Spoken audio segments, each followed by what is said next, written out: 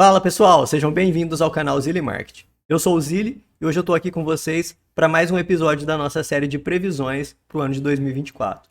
Hoje a gente vai falar sobre o Banestes Recebíveis Imobiliários, o BCRI 11. Então, se esse assunto é do seu interesse, já fica até o final, deixa seu like, inscreve no canal para você não perder nenhum detalhe sobre essas previsões.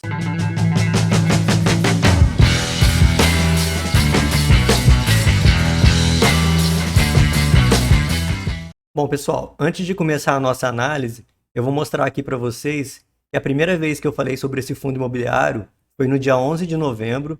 Na época, eu destaquei ele como um fundo imobiliário promissor, né, que poderia trazer um ganho, que era um fundo descontado, que é isso que a gente procura aqui no canal, fundos descontados que podem trazer algum ganho patrimonial, além de pagar um bom dividendo. E aqui ele estava sendo negociado na época a R$ 67,36. Esse é o primeiro vídeo que eu publiquei no dia 11 de novembro.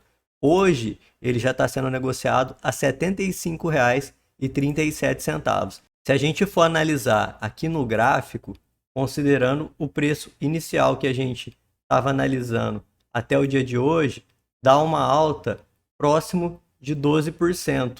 Então, ele já teve um ganho muito expressivo. E como a gente ainda vai ver nesse vídeo, eu vejo ele com um bom potencial para uma alta ainda em torno de uns 15% e poder chegar ali na faixa dos R$ 85, R$ 86.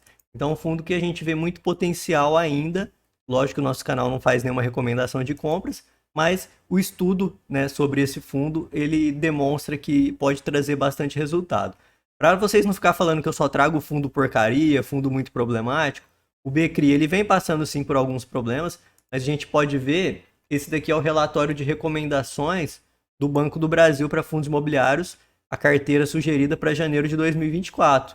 E aqui a gente pode ver que o BCRI 11 ele está na carteira de ganho, né, que o Banco do Brasil traz para a gente como uma recomendação. Aqui o RISAT 11, que a gente comenta também. Então, um fundo muito promissor. Eu vou começar aqui com vocês para a gente ver o que a gente tem para esse fundo, considerando os próximos cenários, principalmente a questão dos waivers, né, que estão se encerrando agora em dezembro de 2023, e a possibilidade de retomada de alguns waivers a partir de julho de 2024. Então, me baseando nos relatórios gerenciais do BCRI 11, eu fiz aquele modelinho que a gente sempre faz.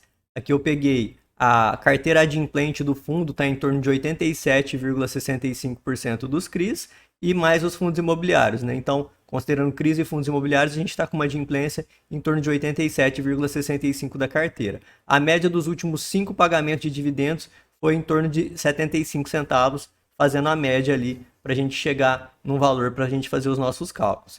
Ele conta com uma carteira de fundos imobiliários muito pequena, né, apenas 4,20%. Esses fundos imobiliários são justamente os fundos DEVA 11, HCTR 11, Versalhes, e são fundos que têm grande potencial de retomada agora, no início do ano já, e a partir de julho. Porque assim como o próprio BCRI 11 tem alguns CRIs que estão em período de waiver, né, como a gente vai ver aqui, até dezembro de 2023, que já passou. Para quem não sabe, o waiver é um período de carência que foi dado para essas empresas, para elas terem um período para retomar o seu caixa, para depois voltar a fazer o pagamento dos CRIs. E essa carência vem terminando para esses títulos aqui da OneHold, circuito de compras, já em dezembro de 2023 encerrou a carência. Então, a partir de janeiro de 2024 tem que voltar a fazer os pagamentos e provavelmente em fevereiro de 2024 já vai entrar esse total de 9,7% aqui na conta, né, da carteira do BCRI 11.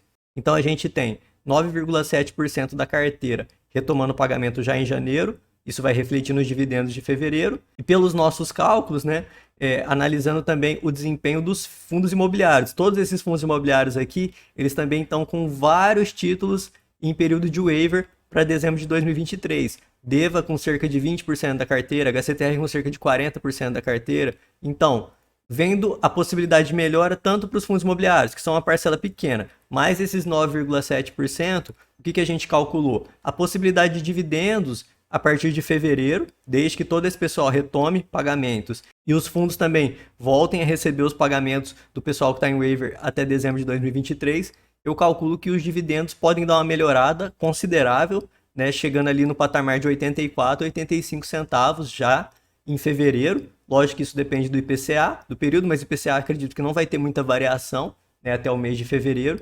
Mas desde que o cenário seja positivo, com a One Hold e o circuito de compras retomando o pagamento, isso vai refletir também para esses fundos aqui. Esses fundos têm até mais alguns outros títulos, como por exemplo o Hope e o loteamento Goiás, que também está em período de waiver até dezembro de 2023. Então a retomada de tudo isso num cenário positivo pode trazer dividendos para o BCRI11 em torno de 84, 85 centavos. Isso provavelmente elevaria o valor da cota dele a mercado. Agora, analisando os títulos que estão em waiver até julho de 2024. No caso do BCRI11, isso é uma parcela muito pequena, apenas 1,12%. No entanto, para alguns desses fundos imobiliários aqui, isso é uma parcela grande, principalmente quando a gente pensa no Versalhes e no Hectare. Então, apesar de ter poucos CRIs do BCRI11 que tem o vencimento do waiver em julho de 2024, existe bastante influência desses títulos quando a gente analisa os fundos imobiliários.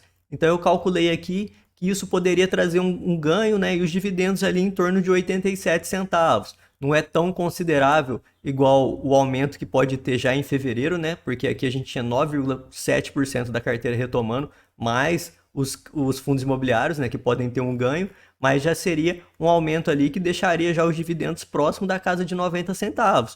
Uma retomada muito boa para o BCRI11, né? Um fundo já mais seguro do que esses outros fundos imobiliários que a gente está mencionando ali em cima. Então, para ele, que já é um fundo que tem essa característica de ser mais resiliente, seria um aumento muito considerável se os dividendos voltassem a esse patamar.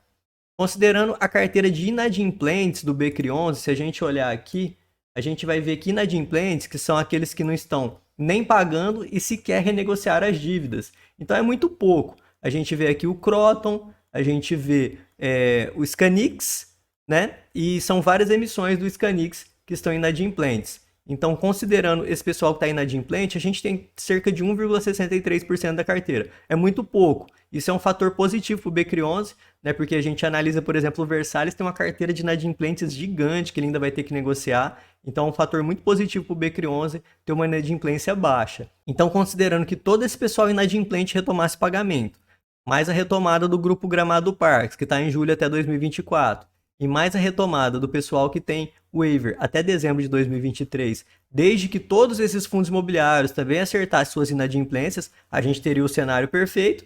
E nesse caso aqui a gente chegaria no nosso melhor cenário, né, que é muito improvável, mas que a gente poderia ter dividendos em torno de 95 centavos a R$ 1 por cota, a depender do IPCA de 2024. Claro que esse cenário é muito improvável, porque ele depende não só de uma melhora dos fundos imobiliários que tem o BCRI, mas também como o próprio BCRI na retomada, né? Então seria um cenário muito improvável, mas não impossível. Então seria aquele cenário onde o BCRI11 poderia retomar pagamentos até em torno de R$ 1 por cota, né, nos seus dividendos. Cenário sensacional, mas a gente entende ele como pouco provável. Se a gente for pensar num cenário mais provável, né, um cenário com um bom desempenho, tanto dos fundos imobiliários quanto do BCRI11, né, com a retomada de pagamento, desde que não surja nenhuma nova inadimplência, a gente poderia pensar ali os CRIs em torno de 95% com adimplência e mais um desempenho médio dos fundos imobiliários. Nesse caso, né, nesse cenário até provável, a gente poderia ter dividendos ali em torno de 85 centavos. Considerando que hoje o BCRI11 está pagando dividendos na faixa de 78, 75, seria um ganho ali de 8 a 10 centavos, mas que seria muito importante para uma valorização na cota do BCRI11, né, a mercado, e a gente poderia sim chegar aqui a valores próximos a R$ 85, R$ 86 e garantir um aumento de até 15% ainda na cota mercado do BCRI11. Uma recuperação sensacional, considerando os valores que ele tinha até 2 semanas atrás, por exemplo. Então, vamos pensar agora num cenário mais ruim, né? Um cenário onde aconteceria um desempenho ruim dos fundos imobiliários que ele tem em carteira e os CRIs fossem mantidos na faixa que está hoje mesmo, sem retomada nenhuma do pessoal que está em waiver, no caso o circuito de compras e a One Holding. Então, nesse cenário, a gente teria dividendos muito próximos do que a gente tem hoje, né? Em torno de 73 a 78 centavos. É um cenário ruim, já esse daqui, mas é um cenário que não mudaria tanto a realidade atual. Poderia sim gerar uma queda no valor à cota mercado. Por quê? Porque o pessoal está esperando a retomada do pagamento desse pessoal que está em período de waiver e essa retomada não aconteceria. Mas na questão de pagamento de dividendos não teria tanta mudança. Agora, pensando no cenário mais caótico, né? No cenário do caos, no cenário que a gente é atacado pelo urso mesmo, é aquele cenário onde poderia surgir mais inadimplência no fundo, ninguém retomasse pagamento e os fundos imobiliários que ele tem em carteira também não tivessem um desempenho bom, né, sem retomada nenhuma de pagamento. Nesse caso, os CRIs que estão inadimplentes cairia para 80% ou menos, e nesse caso a gente teria dividendos ali na faixa de 60 a 65 centavos, um desempenho bem abaixo do que a gente está tendo hoje. Lógico que esse daqui seria o cenário mais caótico.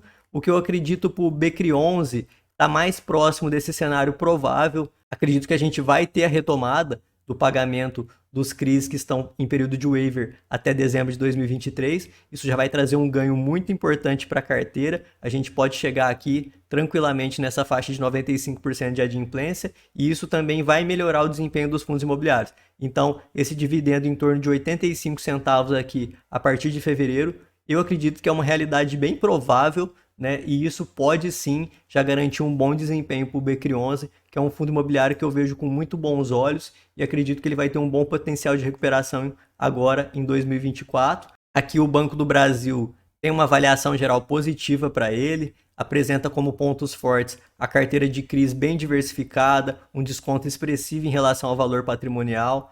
Aqui como pontos fracos, né, ele apresenta que 12% da carteira está com problema de inadimplência e uma posição de cerca de 4% do PL do fundo em fundos imobiliários high yield, como no caso do Hectare, o DEV e o Versalhes, que eles estão considerando aqui como um ponto fraco, mas eu já considero isso daqui como um ponto forte porque também acredito numa retomada desses fundos imobiliários aqui. Essa foi a nossa análise do BCRI11. Se você gostou desse vídeo, deixa seu like, inscreve no canal. Eu vou ficar muito feliz em ter você aqui comigo. E para mim é muito importante a sua participação. Deixa seu comentário se você tem o BCRI11, se você concorda, se você acha que ele tem um grande potencial para esse ano de 2024. Eu desejo muito sucesso para você. Um abraço.